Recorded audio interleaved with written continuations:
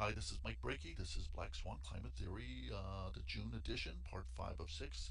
The section is called Algorithm Fingerprints. I'm trying to comprise a hologram so you can look at all aspects of the algorithms that I believe, in my theory, NOAA has used to transform Maine climate history as well as that of the United States.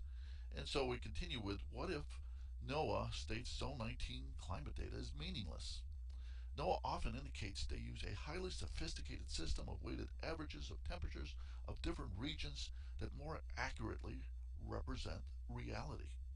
That's quite a mouthful.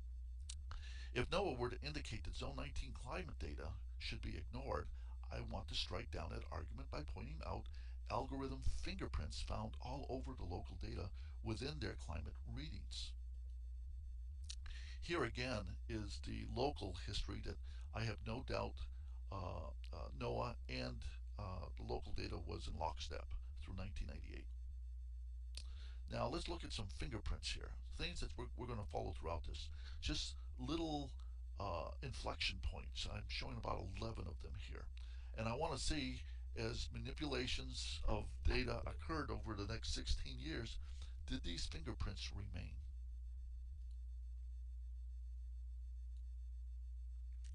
Because I contend, as we've said earlier, here's the regional cooling that's occurred since 98.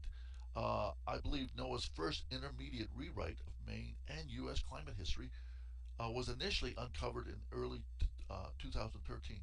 Phase 1 involved a major rewrite of climate history from the 1960s forward. Historical temperatures for CD2 Maine, southern interior, would be lowered a combined total of about 116.8 degrees.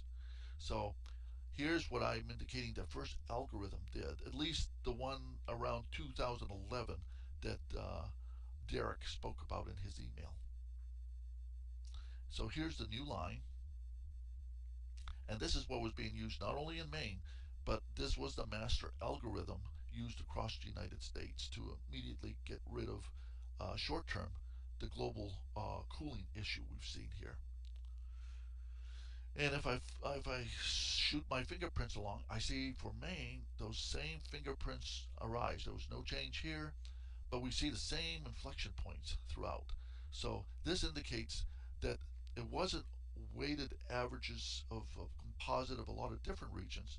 Essentially, they wrote an algorithm that just uh, essentially in an array that just lowered all these temperatures but kept all the inflection points.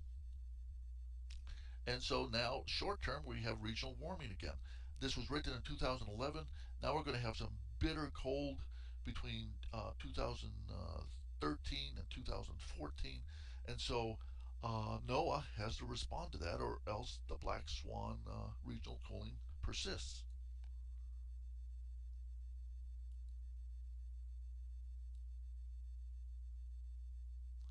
So another algorithm will come along.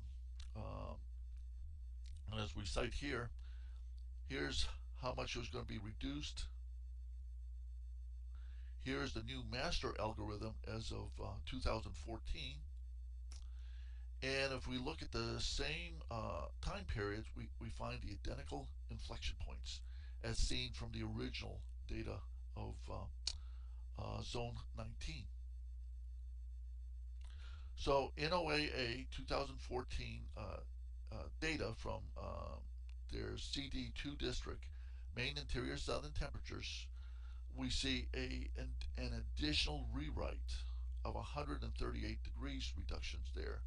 And so if we go from the original data to the final algorithm, at least the algorithm that exists as of early 2014,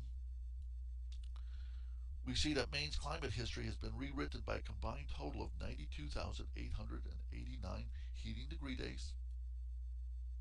Maine's temperatures has been rewritten and lowered 254 degrees between 1895 and 2014. That's with some tweaks upwards, but the bulk of it downward, and it nets out at the 254 degrees.